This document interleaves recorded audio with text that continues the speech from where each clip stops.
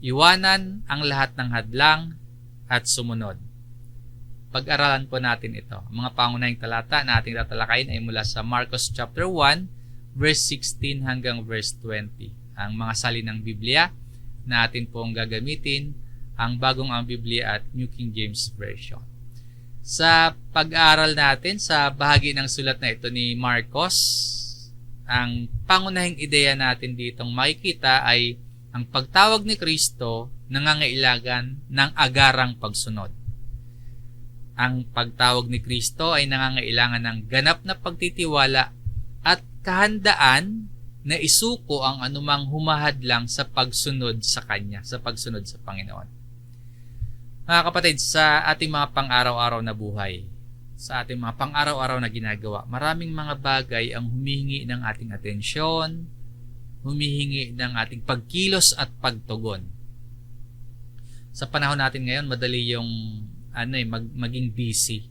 Madali tayong maging abala sa trabaho, sa negosyo, sa pag-aaral, maging sa pamilya at sa mga gawain natin sa buhay, sa bahay, mga personal na pangarap, maging sa pagkakaroon ng interes na basahin at alamin at sundan ang halos hindi maubos na daloy ng impormasyon sa internet at social media. Mabilis tayong maging abala sa mga bagay na yan. At kung susuriin po, maraming mga tao may panahon para sa maraming bagay. May panahon para sa ibang mga gawain. Pero, kakaunti yung may tunay na panahon para sa Diyos at para sa salita ng Diyos. Marami po yung handang sumunod at handang gawin yung kanilang sariling mga plano. Pero, pagdating sa plano at gawain para sa Diyos, nag-aalinlangan. Matagal magdesisyon. Marami yung gustong tanggapin ang pagpapala ng Panginoon. Marami yung gustong makatanggap ng pagpapala mula sa Panginoon. Pero, hindi lahat handang magpasakop sa kalooban ng Panginoon. Kapag pagsunod kay Kristo ay may kasamang sakripisyo, kapag ang pagsunod sa Panginoong Hesus ay may kailangang baguhin, may kailangang bitawan, doon po nasusubok kung sino talaga yung Panginoon na sinusunod natin sa ating buhay. Ang ganitong sitwasyon po, hamon na kinakaharap din maging ng mga maraming mananampalataya. Sa daloy po ng pag-aaral natin sa Ebanghelyo ayon kay Marcos, pagkatapos na ipangaral ng Panginoong Hesus ang kanyang unang mensahe na magsisi kayo at manampalataya sa Ebanghelyo, kaagad na itinuro kung ano yung dapat na nakikita sa isang taong tumutugon sa tawag ng Diyos. Ano ba yung dapat nakikita sa taong nakarinig ng mensahe ng Panginoong Hesus at tumutugon sa tawag ng Diyos? Ano-ano po yung katangian? Ano-ano po yung dapat nakikita? Hindi lamang nananatiling tagapakinig. Hindi lamang nagagalingan, nahusayan o humahanga kay Jesus.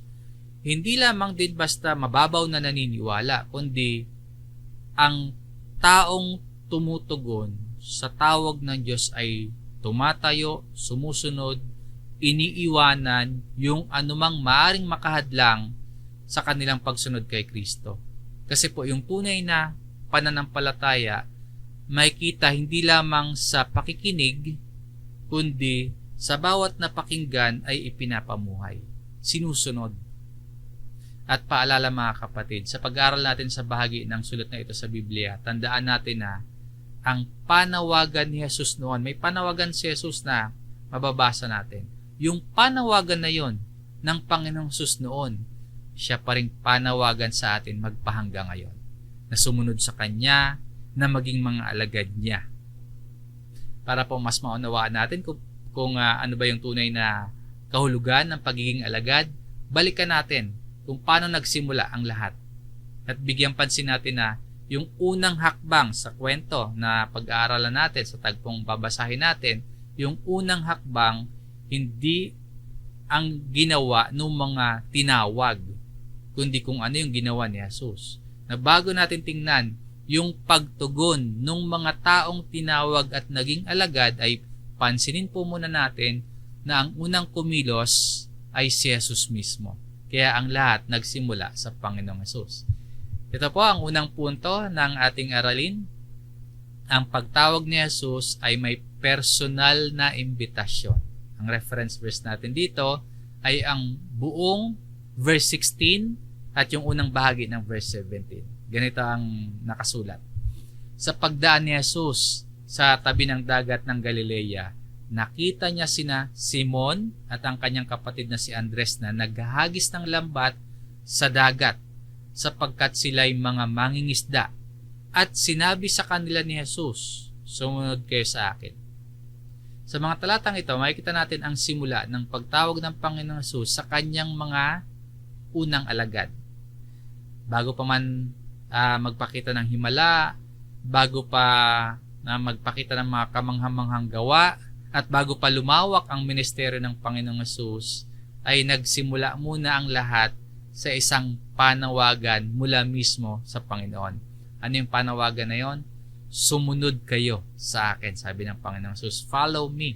Isang personal na imbitasyon o personal na pagtawag para sa mga taong nais ni Jesus na maging kanyang mga alagad. Sa daloy po ng talatang ito, ng mga talatang ito, verse 16 at verse 17, merong tatlong mahalagang katotohanan tayo makikita patungkol sa personal na pagtawag na ito ni Jesus. Una, tinatawag ni Jesus ang mga ordinaryong tao. Sinasabi nga po sa verse 16, sa pagdaan ni Jesus sa tabi ng dagat ng Galilea, nakita niya sina Simon at ang kanyang kapatid na si Andres. So merong nakita si Jesus. Hindi pinuno ng relihiyon, hindi mataas na tao sa lipunan, hindi mga sikat, hindi mga kilala. Isang karaniwang araw, ang tagpong ito, may karaniwang gawain, may karaniwang tao. Sa karaniwang araw na ito, dumating ang Panginoon at binago ang direksyon ng buhay ni na Simon at Andres. Ang pagtawag na ito ni Jesus noon, nagpapatuloy pa rin magpahanggang ngayon. Mga kapatid, may mga pagkakataon na ang Diyos kumikilos sa atin sa mga ordinaryong araw ng ating buhay. Habang tayo po ay nagtatrabaho, habang tayo ay abala sa maraming gawain, o kaya habang nag-aaral, habang tayo ay gumagawa sa mga pang-araw-araw nating gawain, maaaring kumikilos na pala ang Diyos para tawagin tayo, para gamitin niya tayo sa kanyang layunin na maipahayag sa maraming taong salita ng Diyos, maisulong ang Ebanghelyo. Tandaan natin na ang Diyos po may kalayaang pumili. Kung sino yung tatawagin niya, may kalayaan siyang pumili. May kapangyarihan siyang magdesisyon na kung sino yung nais niyang gamitin, ordinaryong tao man yan, nais niyang gamitin para sa pambihirang layunin. May kalayaan at may kapangyarihan ang Diyos. Malaya siyang pumili at magdesisyon.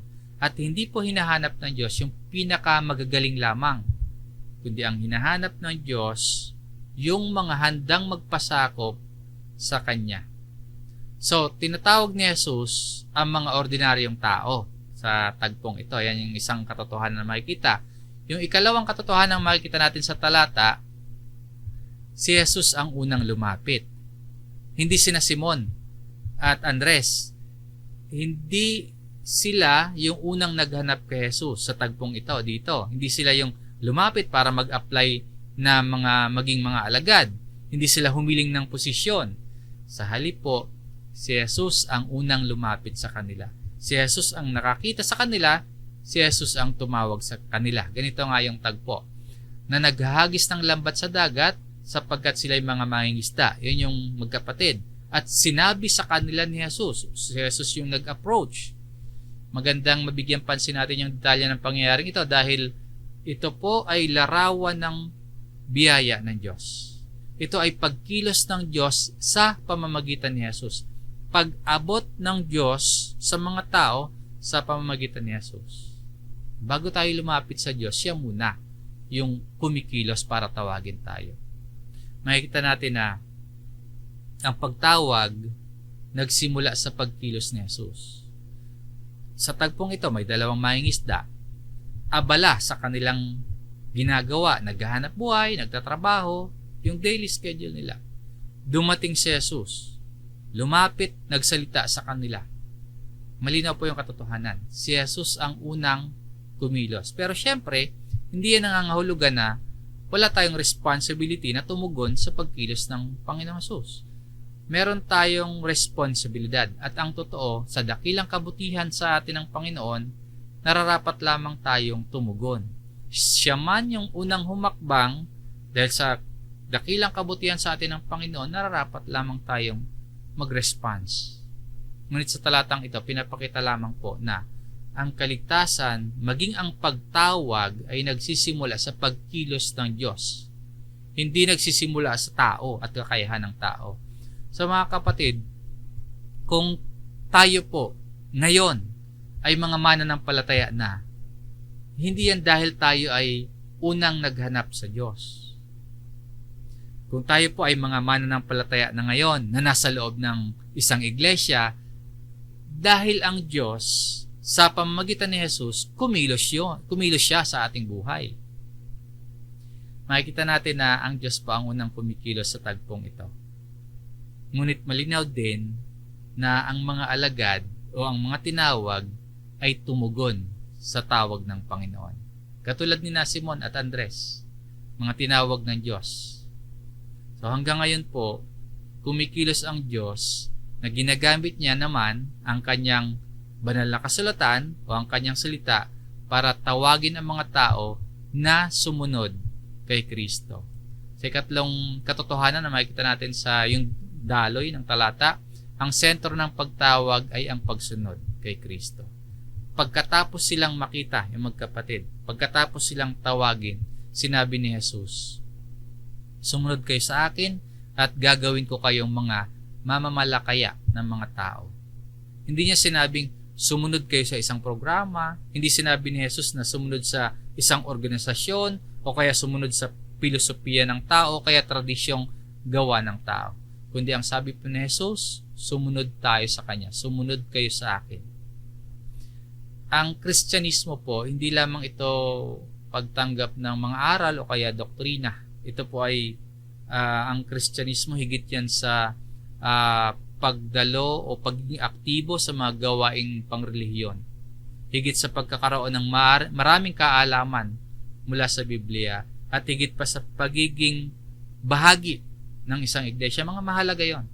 Pero higit pa doon ang ibig sabihin ng tunay na Kristyanismo. Kasi maraming tao nais tanggapin si Jesus bilang tagapagligtas. Pero ayaw nilang tanggapin si Jesus bilang Panginoon ng kanilang buhay. Ginugusto nila ang kapatawaran ng kasalanan, pero ayaw namang sumunod sa katuruan at disiplina ng Panginoon. Gusto nila ang pagpapala mula sa Panginoon, pero ayaw naman nilang magpasakop. Ninanais nila ang kaharian ng Diyos, pero ayaw naman nilang pinamumunuan sila ni Kristo. Alalahanin po natin ang panawagan dito ni Jesus. Hindi muna siya nagsalita ng tungkol sa mga magiging pakinabang ng mga tinawag niya. Hindi muna niya ipiniliwanag yung lahat ng mangyayari sa future, sa hinaharap. Ang una niyang sinabi dito, sumunod kayo sa akin. At nung sabihin po ni Jesus yung mga salitang ito na, follow me, hindi lamang siya nag-aanyaya na maglakad tayo sa likuran niya. Nung sabihin ni Jesus ang mga salitang, sumunod tayo sa Kanya, ito ay nangangahulugan, nag-aanyaya si Jesus na tayo po ay maging mga alagad niya, na matuto tayo mula sa Kanya, mamuhay kasama siya at ipasakop natin ang ating buhay sa pamumuno at paghahari niya. At ang pagsunod na ito kay Kristo, hindi lamang ito minsanang pagdidesisyon. Hindi lang ito isang araw o isang pangyayari, kundi mahabang proseso. Mamuhay na kasama niya. Ipasakop ang buhay sa paghahari niya. Isang paraan ng pamumuhay araw-araw. So, susunod ba tayo araw-araw kay Jesus? Mga kapatid, kung tayo po ay tapat na magsusuri sa ating mga sarili, ang tanong ay hindi lamang kung naniniwala ba tayo kay Jesus. Kung humahanga ba tayo, namamangha ba tayo kay Jesus. Hindi po gano'n. Hindi po yun. Ang mahalagang tanong po kasi ay sumusunod ba talaga tayo kay Kristo? Suriin natin ang ating mga sarili at maging maingat po tayo. Again, marami ang naniniwala kay Jesus bilang tagapagligtas. Kaya lang, hindi naman lahat handang sumunod sa Panginoon. Marami ang naniniwala. Marami ang handang tanggapin si Jesus bilang Savior. Pero ayaw nilang pagharian ang buhay nila at pamunuan ni Jesus. Ang tunay na pagtawag ni Kristo, hindi lamang po tungkol sa pagkakaroon ng bagong paniniwala, kundi pagkakaroon din ito ng bagong direksyon ng buhay. Sa mga talata pong ito, itong verse 16 at verse 17, nakita natin na tinatawag ni Jesus yung mga ordinaryong tao, maging mga ordinaryong tao, na si Jesus ang unang kumikilos, lumalapit sa pagtawag. At ang sentro ng panawagan ay sumunod sa Panginoon. Pero hindi nagtatapos dito yung panawagan ng Panginoon. So, hindi lamang po niya tinawag sina Andres at Simon na walang purpose, kundi tinawag sila ni Jesus para magkaroon ng bagong relasyon sa Kanya at magkaroon sila ng bagong layunin sa buhay. Para sa atin po, hindi lamang tinawag ni Jesus ang mga tao para maging mga alagad at magkaroon ng bagong pananampalataya, kundi tinatawag ni Jesus ang bawat tao para magkaroon ng bago at mataas na layunin sa buhay. Yan po yung makikita natin sa susunod na bahagi ng ating pag-aaral. Sa ikalawang punto po, ang pagtawag ni Jesus ay may bagong misyon. Sa ikalawang bahagi ng verse 17, at gagawin ko kayong mga mamamalakaya ng mga tao. Ang bahagi ng talatang ito nagpapakita na ang pagsunod kay Kristo hindi lamang tungkol sa kung ano yung ating iiwanan, kundi tungkol din ito sa kung ano yung nais gawin at kung ano yung nais na mangyari ng Diyos sa pamamagitan natin. May tatlong katotohanan din tayo makikita sa mga sinabi o sinalita na ito ni Jesus. Una, binibigyan ni Kristo ng bagong direksyon ang buhay. Paano nagkaroon ng bagong direksyon ang buhay ni na Simon at Andres? Yung magkapatid po, bago dumating sa kanila si Jesus, ang direksyon ng kanilang buhay, yung normal na takbo ng kanilang buhay ay pangingisda. Yun yung kanilang hanap buhay, doon umiikot yung kanilang yung malaking bahagi ng oras at pang-araw-araw nilang buhay. Pero nung tawagin sila ni Jesus, hindi lamang basta binago yung kanilang regular na schedule, kundi binago mismo yung direksyon ng kanilang buhay. Ganito nga po yung sinasabi, at gagawin ko kayo, sabi sa magkapatid, mga mamamalakaya ng mga tao. Mula sa panghuhuli ng isda, sila ngayon may mission na. Mula sa paghahanap ng mga isda, ang layunin na nila ngayon, akayin ang mga tao patungo sa kaharian ng Diyos. Meron na silang mas mataas na layunin. Ngayon, mga tao na para sa kaharian ng Diyos, hindi na mga isda yung kanilang hinahanap. Hindi naman nangangahulugan na masama yung pagiging mangingisda nila, na masama yung hanap buhay nila, na kailangan nila itong iwanan o kaya alisin sa kanila. Hindi naman po ganoon. Maayos yan, marangal yung kanilang hanap buhay, kaya lang po, pagdating ni Jesus at sa kanilang pagtugon sa tawag ng Panginoong Jesus, nagkaroon sila ng mas mataas na layunin sa buhay. Pagtuturo po na kapag tinawag ka ni Kristo, hindi lamang binabago yung destinasyon mo sa hinaharap. Hindi ka lang aalisin sa kaparusahan at dadalhin ka sa tungo sa kaligtasan sa future. Hindi lamang po ganon. Kundi maging yung pangkasalukuyan, yung layunin mo sa buhay sa pangkasalukuyan, binabago din. So hindi lang yung future natin, kundi yung pangkasalukuyan natin binabago din. Kung dati yung purpose mo, mangyari yung sariling plano mo, kahit pa taliwas yan sa kalooban ng Diyos, na matupad yung sariling kagustuhan mo, kahit pa hindi yan ayon sa kalooban ng Diyos, na makamtan mo yung mga makasanlibutang tagumpay lamang, pero nung maging alagad ka ni Kristo, nung tumugon ka sa pagtawag ng Panginoong Hesus, nag-iiba na yung direksyon. Nagkakaroon na ng mas mataas na layunin ang buhay.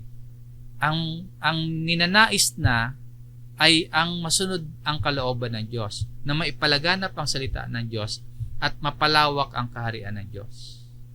So sa verse po na ito, mapapansin natin, hindi naman binura ni Jesus yung kanilang nakaraan, yung pagiging dati nila mangingisda, kundi ginamit yun ng Panginoon, yung karanasan nila na yon para sa mas mataas na layunin. Hindi po masama magkaroon ng trabaho, hindi masama na magnegosyo, hindi masama na mag-aral, hindi masama na magtagumpay sa buhay na ito. Ang kinakailangan lamang po bilang mga mananampalataya, bilang mga tumugon sa tawag ng Panginoon, kailangan natin suriin yung ating mga sarili. Ginagamit ba natin yung ating buhay at kakayahan na ibinigay ng Diyos sa atin para sa Kanyang layunin? Yung mga ginagawa ba natin, nakakatulong ba ito para mas makilala ng iba si Kristo? Susuriin po natin yung ating mga ginagawa sa araw-araw. Yung mga pinagkakaabalahan natin, yung mga pinaglalaanan natin ng oras ng lakas at kakayahan. Yung mga ipinagkaloob sa atin ng Panginoon, ginagamit ba natin ang lahat ng mga yon ayon sa layunin ng mismong nagbigay sa atin? Magsuri ng tapat, sapagkat ang tunay na tagasunod ni Jesus meron ng bagong direksyon sa buhay. Yes, merong iniiwanan, pero meron ng bagong direksyon. Meron ng pagbabago. At huwag tayong mag-alala dahil ang pagbabago hindi natin iaasa at hindi magmumula sa sarili nating kakayahan. May kalawang katotohanan na makikita natin sa sinabi ng Panginoong Hesus. Si Kristo mismo ang magbabago sa kanila. Pansinin po natin yung sinabi ng Panginoon. At gagawin ko kayo, and I will make you become. Ang pagbabago, gawain ng Panginoon. Ang pagbabago na gawain ng Panginoong Hesus, hindi instant. Madalas, mahabang proseso yan. May proseso ng paglago sa pananampalataya, may proseso ng paghubog at pagbabago ng puso at buhay. Halimbawa, kina Simon at Andres, mga mangingisda na naging mga apostol. Yun yung process. Mga ordinaryong tao, naging kasangkapan ng Diyos sa pagpapalaganap ng Ebanghelyo. Mga mangingisda, naging kasangkapan para maipangaral ang salita ng Diyos. Para maipalaganap ang Ebanghelyo sa maraming lugar. So kapag may pinapagawa ang Panginoon din mismo ang nagbibigay ng kakayahan para mangyari o magawa yung ipinapagawa niya. Kung tinatawag tayo ng Panginoon at nilalagay sa isang ministeryo, halimbawa ilalagay tayo sa pagpapalaganap ng salita at kaharian ng Diyos, maaaring isipin natin na parang ang laki namang gawain yan. Parang hindi natin yan kakayanin. Na wala tayong sapat na kaalaman patungkol sa salita, patungkol sa kaharian ng Diyos. Na hindi tayo magaling magsalita, lalo na sa harap ng maraming tao. O kaya isipin natin, hindi naman tayo karapat-dapat sa ganyang gawain.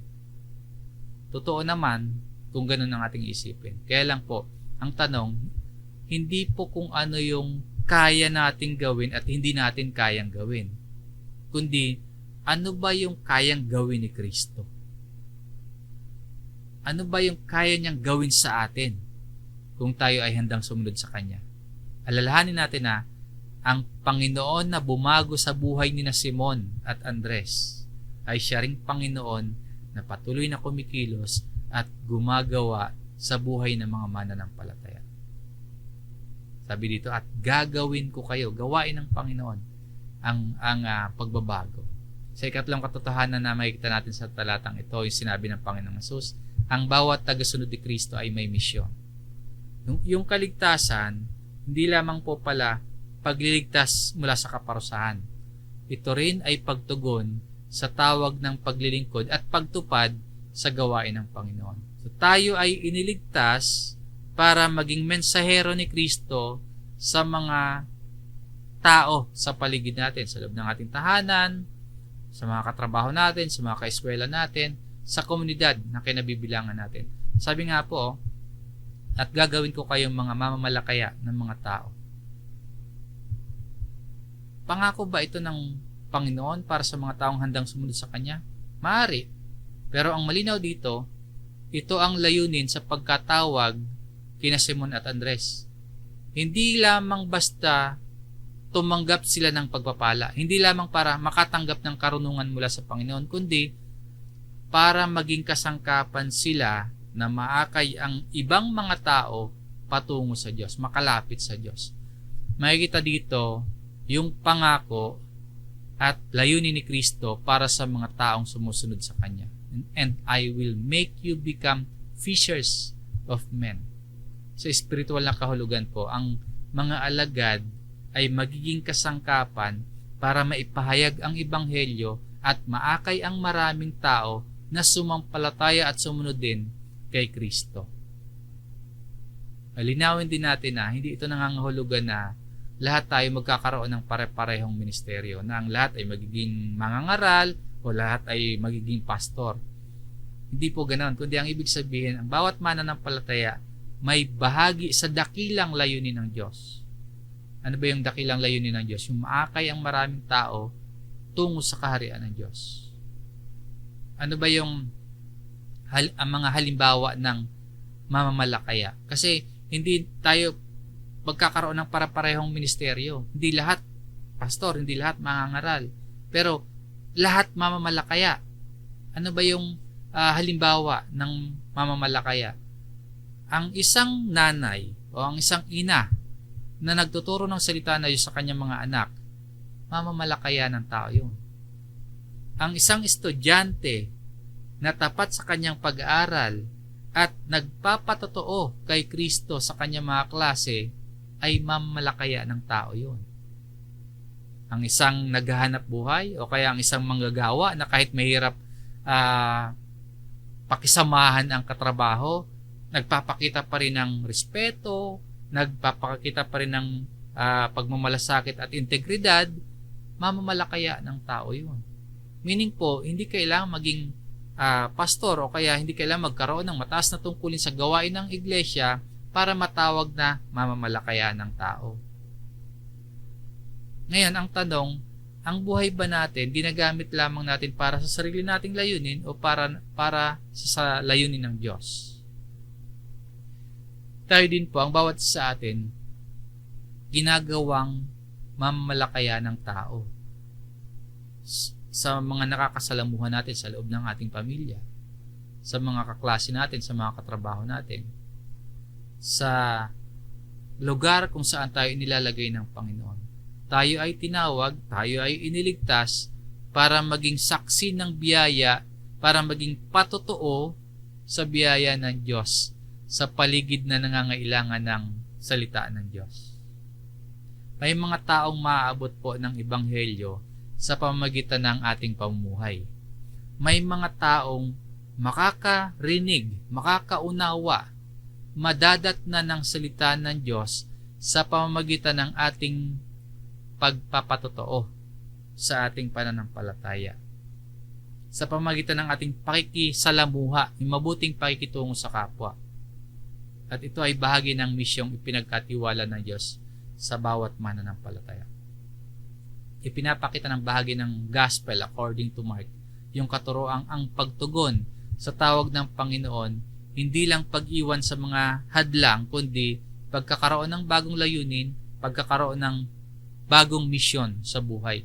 So tinatawag ka ng Panginoong Hesus hindi lamang para iligtas ka, hindi lamang para alisin ka sa kaparusahan, kundi para gamitin ka sa paghahayag, sa pagpapalaganap ng Ebanghelyo patungo sa iba.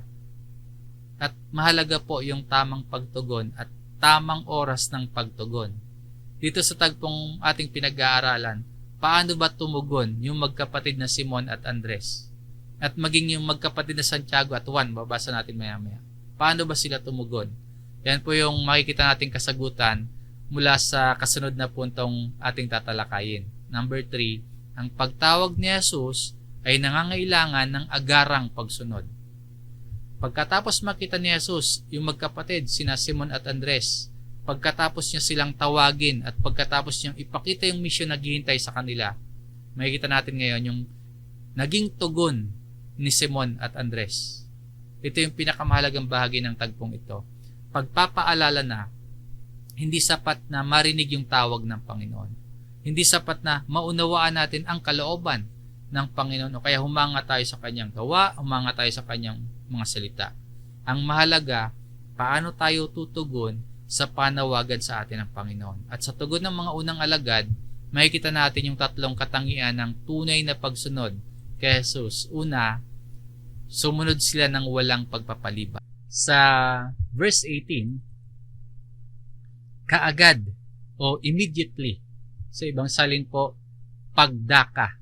Ibig sabihin, walang negosasyon, walang pagpapaliban, walang delay, no? Walang pag-antala, walang kondisyon, kundi agarang pagkilos. Nang tumawag ang Panginoon, tumugon sila immediately. Mga kapatid, isa ito sa pinakamalaking hamon sa maraming mananampalataya ngayon. Hindi yung kakulangan sa kaalaman, kundi pagpapaliban sa pagsunod. Marami ang nakakaalam ng kung ano yung dapat gawin, pero hindi ginagawa. Marami ang nakarinig ng salita ng Diyos, pero ipinagpapabukas ang pagtugon. Paalala po, ang pagpapaliban sa pagsunod sa Panginoon, madalas nauuwi yan sa hindi pagsunod. May mga excuses ang ilan sa atin na sinasabing saka na susunod kapag maayos na yung buhay, saka na maglilingkod, kapag marami ng oras, saka na lang yung pagsunod na yan kapag matagumpay na, kapag maunlad na ang buhay. Ngunit ang mabuting balita dito sa aklat ng Marcos, yung salitang immediately, yung salitang kaagad, ay sa salitang Grego, eutis, ginamit ng maraming beses, no, halos 40 times. Ipinapakita ng may akda na kapag ang hari ng kaharian ang nagsalita, ang tamang tugon po ay dapat kaagad, hindi yung pag-iisipan muna, o saka na lang yung pagsunod na yan kapag maginhawa na. Dapat, kapag hari ang nagsalita, kaagad na pagsunod.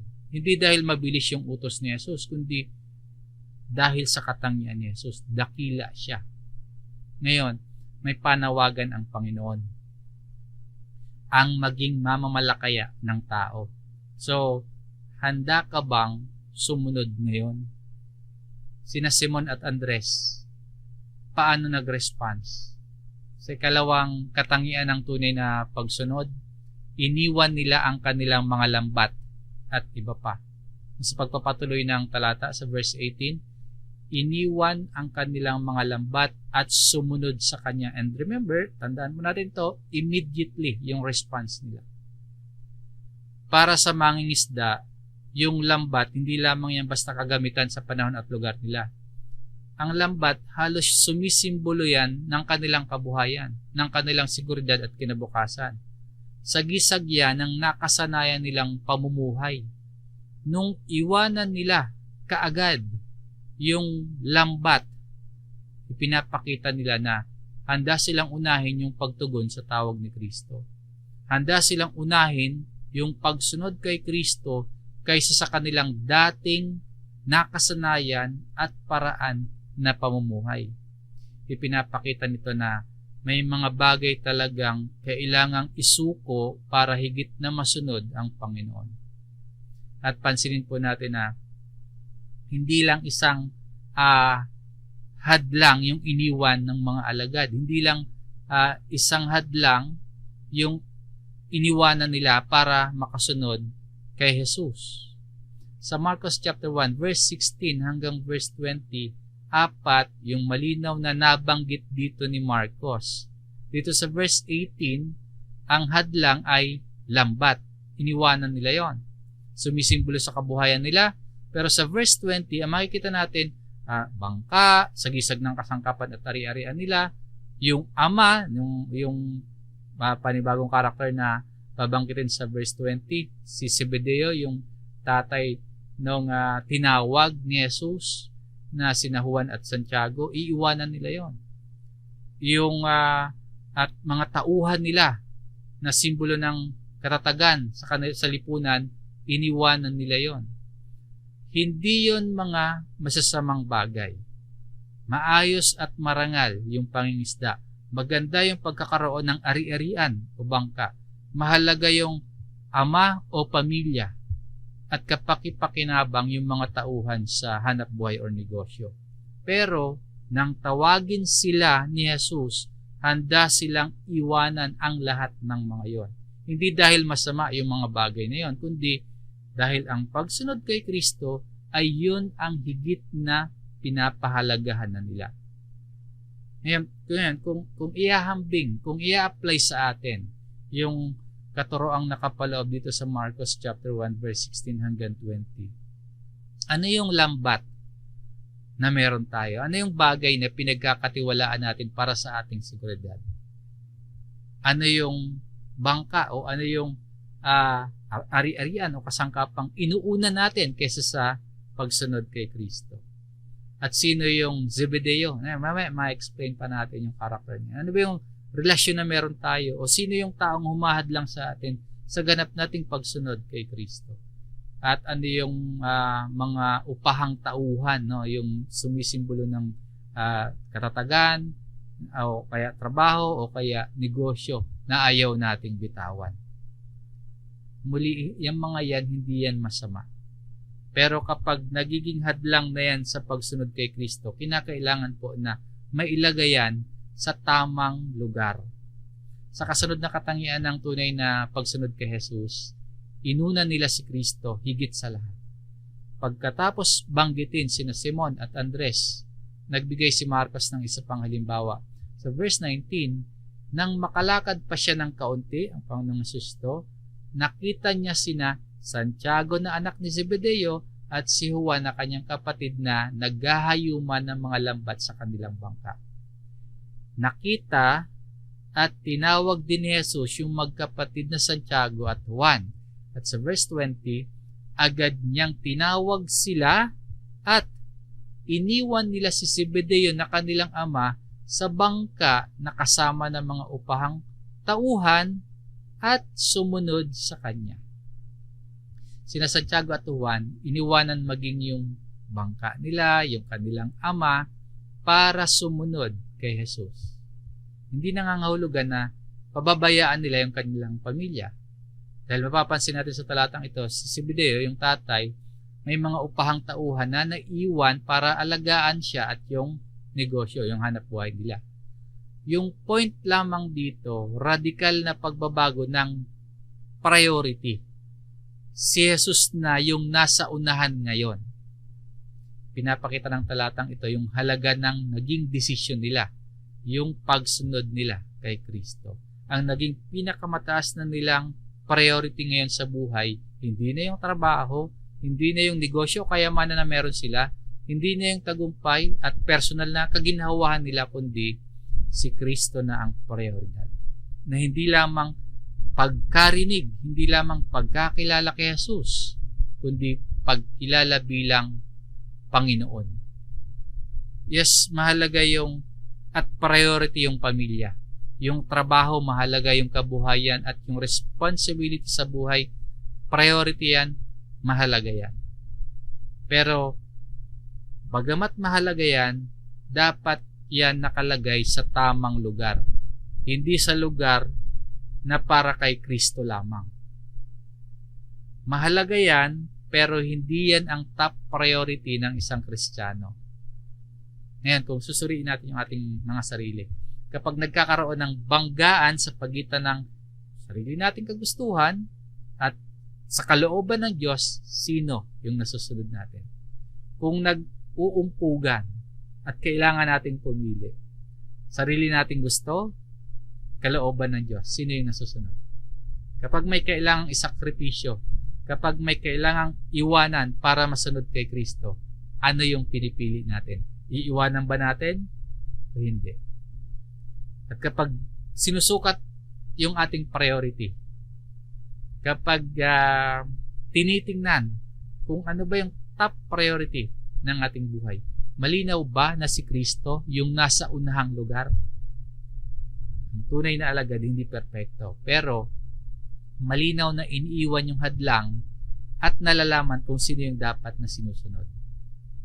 Sa naging tugon ni na Simon at Andres, pati ni Santiago at Juan, nakita natin ang larawan o katangian ng tunay na pagsunod. Sumusunod ng walang pagpapaliban, ng walang delay, immediately.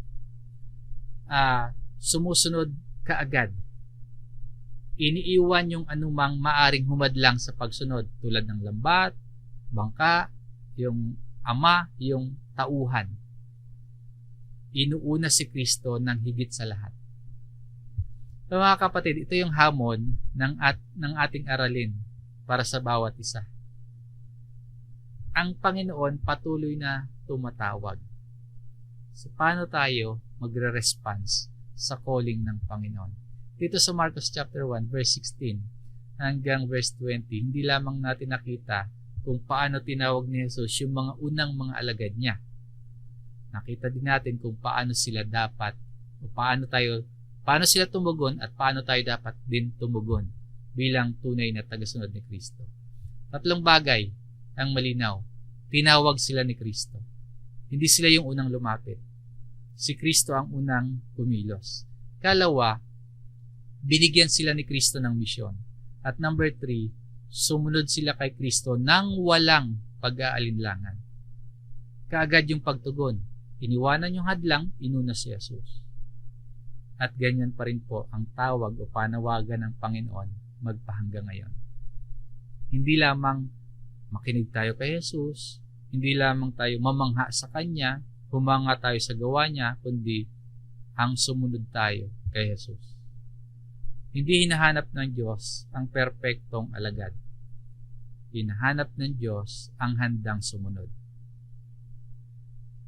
Sa kwento at tagpong ating pinag-aralan, si Jesus ay dumaan sa tabi ng dagat ng Galilea nung araw na yon. Ngayon, sa pamamagitan ng Biblia, sa pamamagitan ng salita ng Diyos na ating pinag-aralan, dumadaan siya sa harapan natin. Hindi nagbago ang Panginoon. At ang kanyang panawagan, hindi rin nagbago, ganun pa rin. Ano yung panawagan? Sumunod tayo kay Jesus. Sabi ng Panginoon, sumunod kayo sa akin. Kung tayo po ay tinawag at kung tayo ay binibigyan ng misyon, susunod ba tayo? Susunod ba tayo ng walang pag-aalinlangan? Ang sagot natin, nasa atin na. Iwanan ang lahat ng hadlang at sumunod. Ang pagtawag ni Jesus hindi lamang imbitasyon para maniwala, kundi panawagan para sumunod, para magbago at mamuhay para sa kanyang misyon nang walang pag-aalinlangan. Ang katotohanan ng salita ng Diyos na sa atin ngayon ay naipahayag. Ito ay hindi para marinig lamang natin, kundi ito ay para ating paniwalaan, ating isabuhay at sundin. Ang mga may pandinig ay makinig. Hanggang dito po ang ating aralin. Maraming salamat mga kapatid. Tayo po ay muling manalangin.